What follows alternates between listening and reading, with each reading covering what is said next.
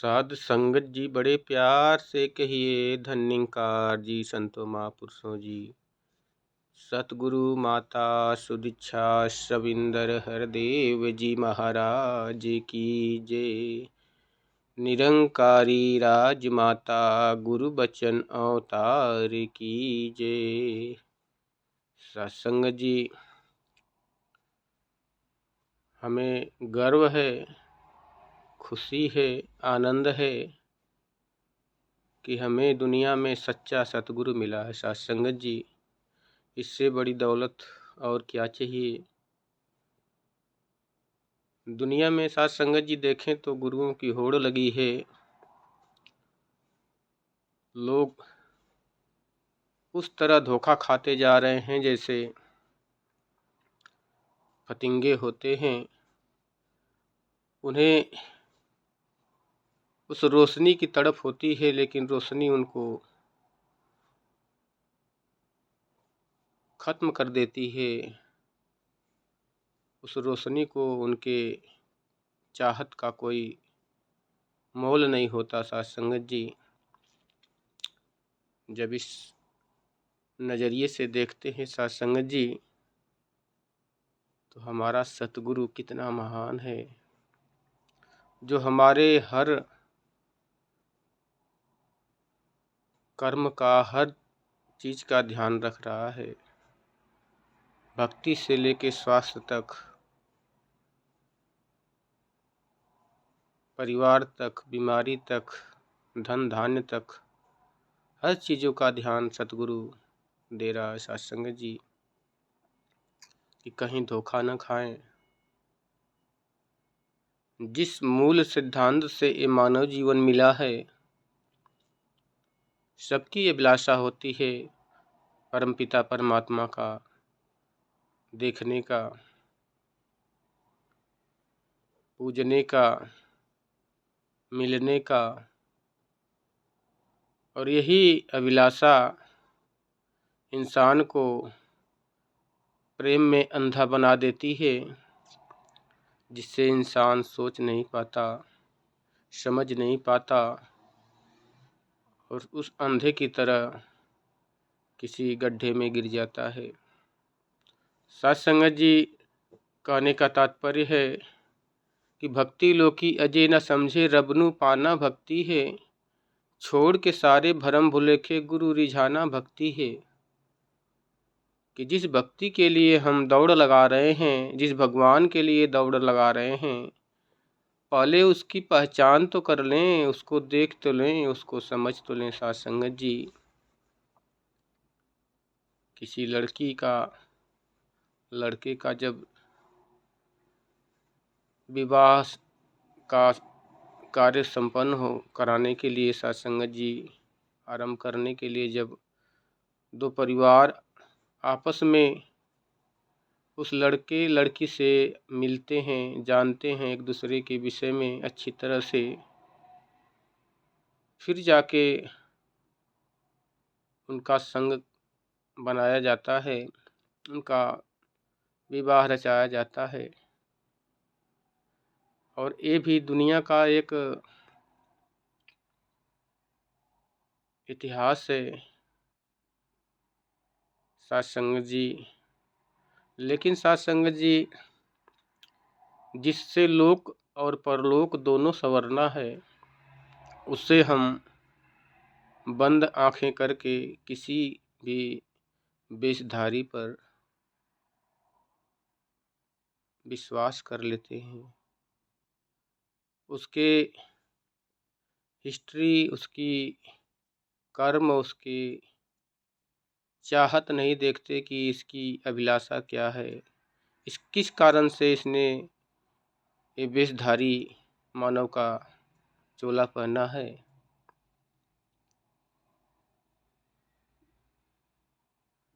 वो वेश तो रावण भी बनाया था। सत्संगत जी, सीता जी को हरण करने के लिए वो चाहता तो, उसके पास बल था, बल का प्रयोग भी करके वो सीता जी को उठा सकता था,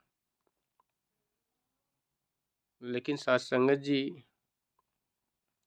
उसने सोचा कि इसका प्रयोग करते हैं तो आसानी से हम जो है कि इनको अपने साथ लेके चले जाएंगे, क्योंकि भक्ति विश्वास की वाली चीज़ है। साथ संगत जी वो एक मानव को संदेश भी दिया कि हर किसी वेशधारी पर बिना जाने बिना समझे विश्वास मत कर लेना। आज सतगुरु भी हमें यही बता रहा है कि चाहे कोई कितना भी बड़ा बन के आ जाए कि मैं तुम्हें तुम्हारी ज़िंदगी बना दूंगा, तुम्हारे नौकरी लगा दूंगा, तुम्हारे बिगड़े कर्म बना दूंगा, कोई फरिश्ता भी बन के आया जाए साथ संगत जी, तो उसकी बातों पर विश्वास नहीं करना। क्योंकि जो सच्चा सतगुरु मिला है साथ संगत जी, ये हर किसी के भाग्य में नहीं है। खुद को सोचें साथ संगत जी कि कितना संघर्ष करने के बाद इस मुकाम तक पहुँचे हैं। हम भी उसी दुख में इर्द गिर्द घूम रहे थे और हमें भी विश्वास नहीं हो रहा था कि ये सतगुरु इतना सच्चा है। लेकिन साथ संगत जी सतगुरु ने कृपा करके अपने चरणों से लगा के जब भक्ति का मूल सिद्धांत, भक्ति का क्या अर्थ है, भक्ति क्यों करनी चाहिए, भक्ति से क्या लाभ है, भक्ति में क्या क्या जरूरी है, भक्ति में क्या चढ़ावा चढ़ाएं, ये तमाम सिद्धांतों को साथ संगत जी एक पल में सारे भ्रम को मिटा दिया।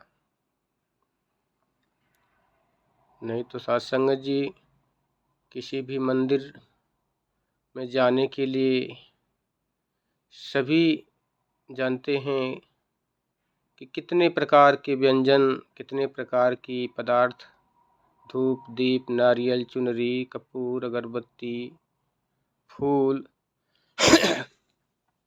तमाम ऐसे पदार्थ होते हैं जिसको लेकर इंसान परमात्मा के मिलने के लिए चाहत लेकर जाता है। लेकिन यहाँ रामायण में ही यह संदेश मिल गया कि बिन पग चले सुने बिन काना, कर बिन कर्म करे विधि नाना, आनन रहित सकल रस भोगी, बिन बाणी बक्ता बड़ जोगी। कि साथ संगत जी परमात्मा के पैर नहीं है, आँख नहीं है, मुख नहीं है, पेट नहीं है, हाथ नहीं है, फिर भी हम उसे खिलाने के लिए, माला पहनाने के लिए सारे चीज़ें लेकर जाते हैं। साथ संगत जी इस बात पर ध्यान देने की बात है। इसलिए निरंकारी मिशन में नर पूजा नारायण पूजा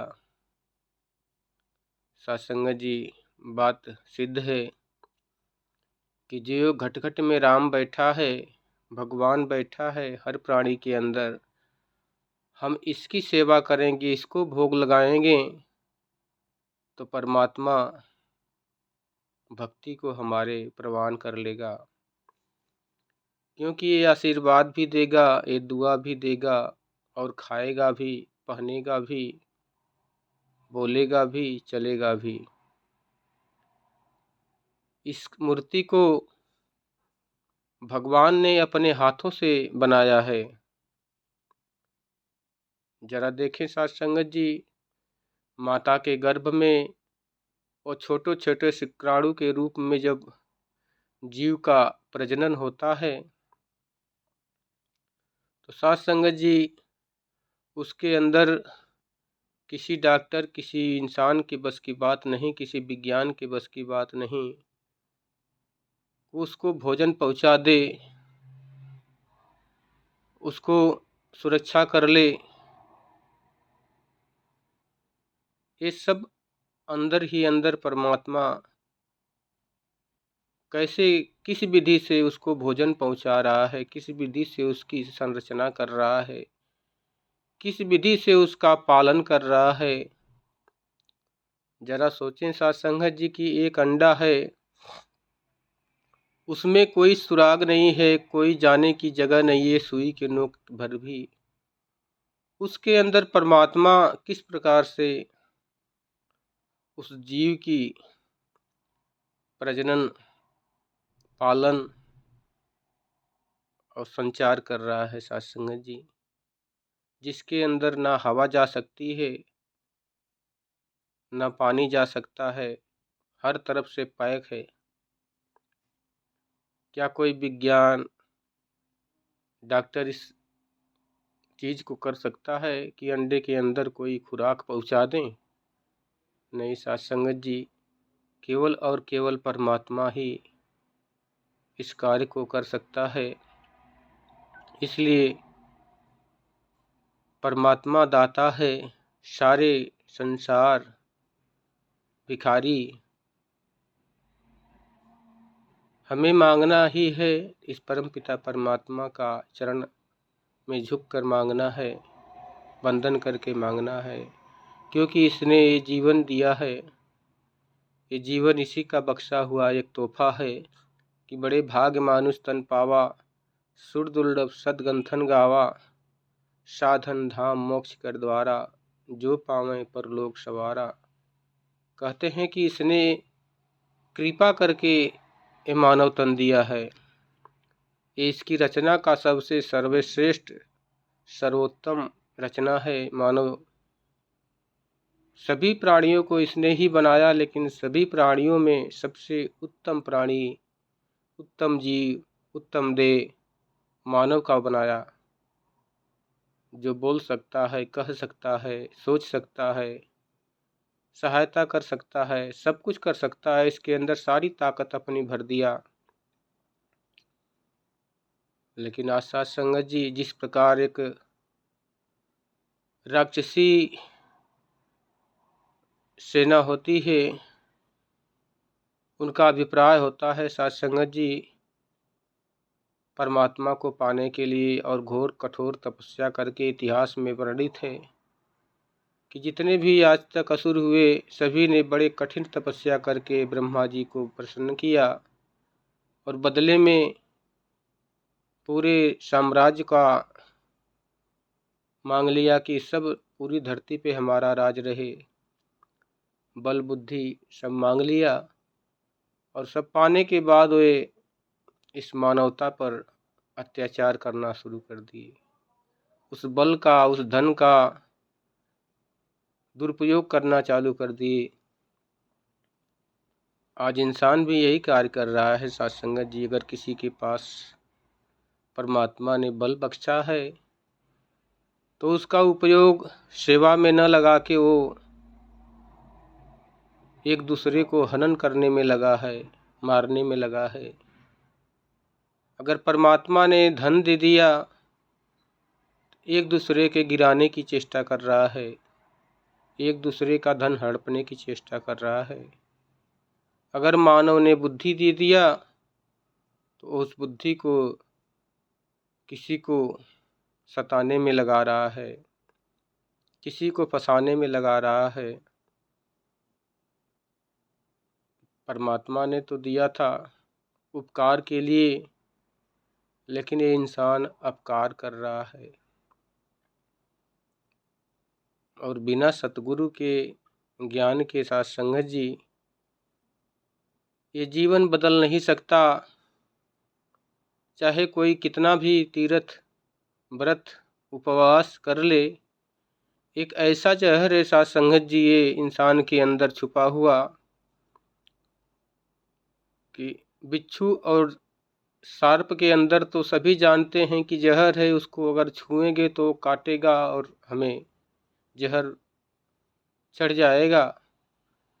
लेकिन इंसान के अंदर वो जहर दिखाई नहीं देता साथ संगत जी। वो जहर अंदरूनी इस प्रकार भरा हुआ है, जो इंसान संपर्क में आता है उसे वो जहर बर्बाद कर देता है। आज हर इंसान जहरीला बना हुआ नजर आता है।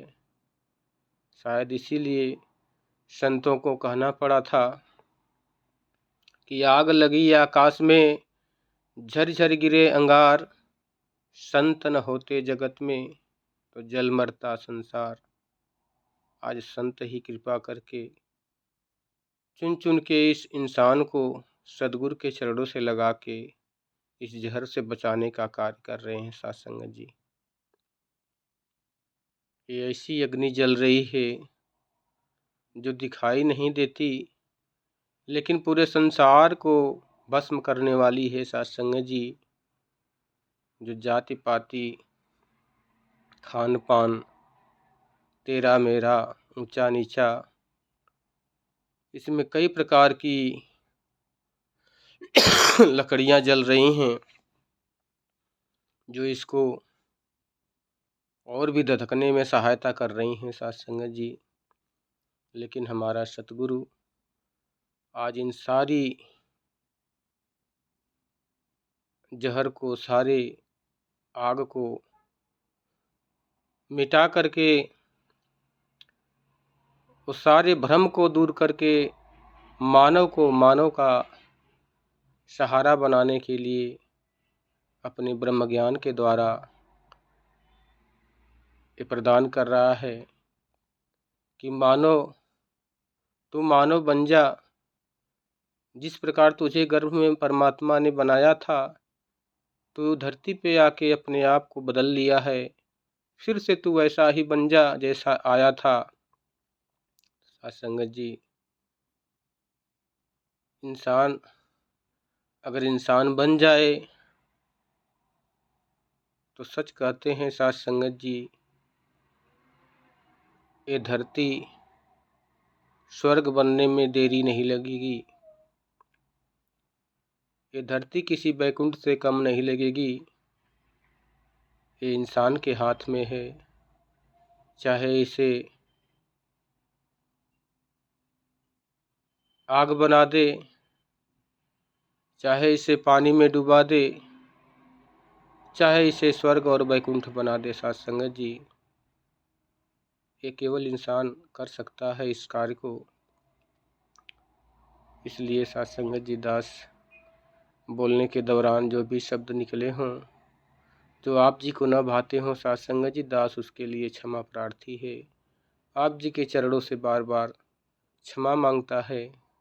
बख्श लेना बच्चा जान के, दास आप जी के चरणों का बालक ही है, और आगे से शुद्ध बुद्ध देना। ऐसे ही आप संतों महापुरुषों के बीच में पूरे परिवार के साथ सेवा सत्संग सुमरन करते हुए ये तोड़ निभ जाए साथ संगत जी। प्यार से कहिए धन्यकार जी।